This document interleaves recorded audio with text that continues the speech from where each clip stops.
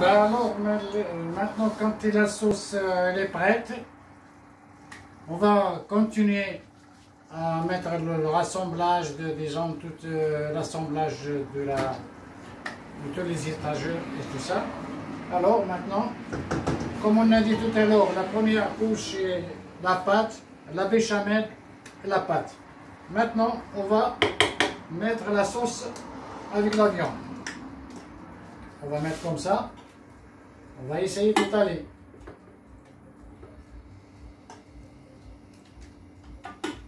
On va étaler tout ce qui est les ingrédients. La tomate, la viande, les carottes. On étale bien. Il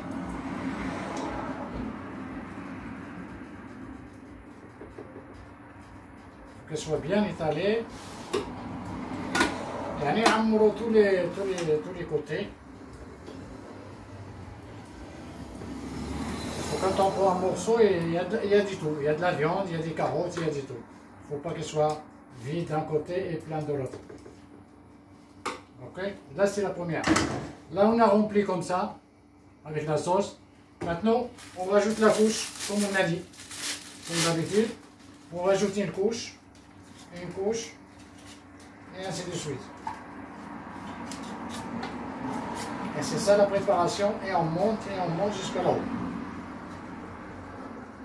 Alors on a mis la première couche, la deuxième, et maintenant on met la béchamel, parce qu'on vient de finir l'autre.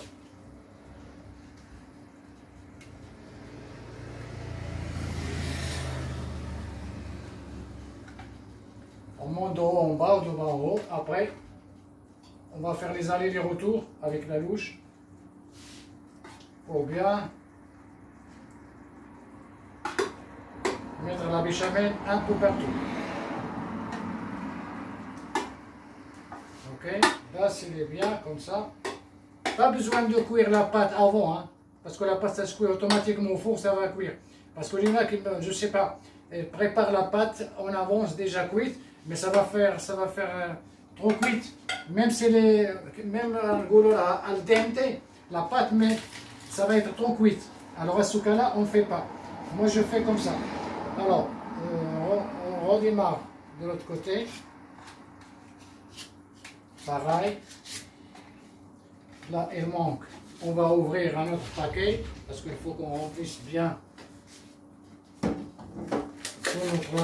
la plaque, qu'elle soit bien remplie. Et après, on va l'envoyer au four.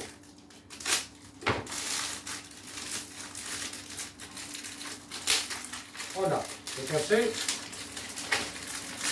Voilà, tout ce qui est cassé, on peut le mettre aussi. On met tout. Ok. Alors, ça c'est la couche, fini. Maintenant, pareil, toujours la sauce qu'on a bien fait cuire tout à l'heure, elle est là. Il faut bien remplir de haut en bas. Il faut bien remplir comme ça. Et après, on passe avec la louche un peu partout. Qu'elle soit bien remplie. On regarde s'il manque quelque part, on rajoute. Il ne faut pas qu'on mange que la pâte, il faut la viande. Alors la viande elle est un peu partout. Il reste une dernière couche dans ma casserole et c'est fini. Alors, tac, tac. Et ma dernière couche, je ne veux pas la faire avec la béchamel parce que c'est la dernière qui reste. Je vais la faire avec la sauce de la viande hachée, tout ça, et le bouillère en dernier. Là, il me reste 1, 2, 3, 4, 5. Je peux mettre une partie.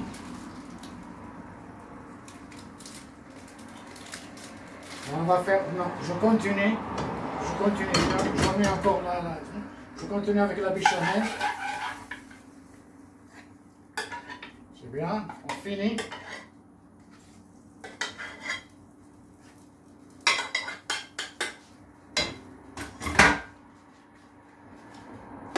La béchamel, il n'y a pas de granulé, il n'y a rien, c'est juste là, pas d'agina, on ne voit pas la farine, tout ça, il faut qu'il soit bien liquide.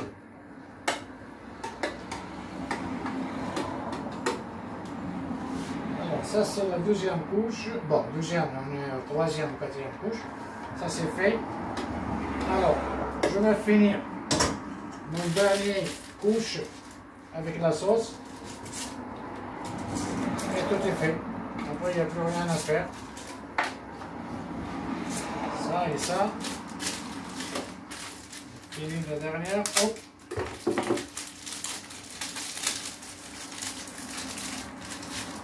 On met notre pâte. Tac, tac. Fini comme ça. On a fait pas mal des étages.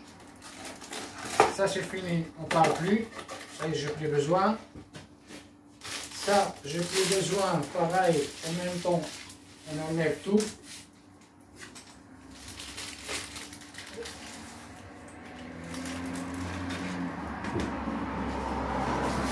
Alors maintenant, c'est la dernière étape. On verse tout ce que nous reste comme sauce de viande.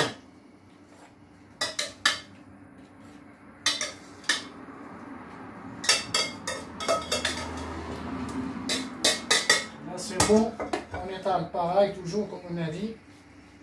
Il faut bien étaler. Étale, étale, étale, étale bien, comme ça, partout. Quand on étale partout, même sur le côté, sur le bord, sur les angles, un peu partout, parce que le fromage il va coller un peu partout. Ok, là c'est bon. Après ça dépend, le personnel, si vous avez plus de viande, vous mettez plus de viande, vous pouvez mettre ce que vous voulez. Alors là, on va mettre tout ce qui est fromage râpé. Alors le fromage râpé, on va le faire un peu partout.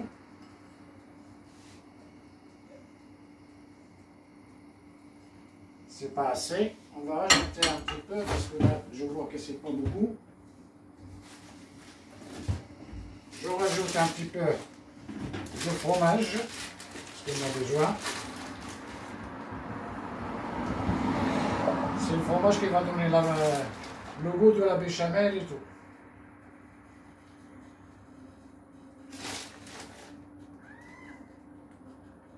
Alors, notre béchamel est presque fini. On va l'envoyer au four à 170 degrés. Moi, j'ai commencé à 220 au départ. Maintenant, elle est presque à 170. Elle est bien. Tout est cuit. Une fois que je contrôle, je vois que le fromage il est bien croustillant, il est bien doré et fondu. C'est là que tout est bien fait. Alors maintenant, il est bien comme ça, il est prête. Je vais l'envoyer au four et j'attends la cuisson et je vous la fais montrer à peine qu'elle est bien cuite.